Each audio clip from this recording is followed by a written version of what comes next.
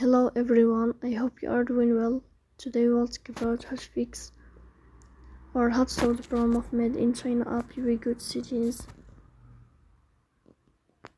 Here we go to apps, default apps, app settings. In this page we search about the application of made in China and we click. Here we go to first stop and we click OK. Then we'll enter to the window of storage. Here we click on clear cache. Then we'll turn off your Wi-Fi and we'll turn on your Wi-Fi again to fix that problem. So that's all. Don't forget to support us by like and subscribe. See you next time and thank you for your watching and your attention.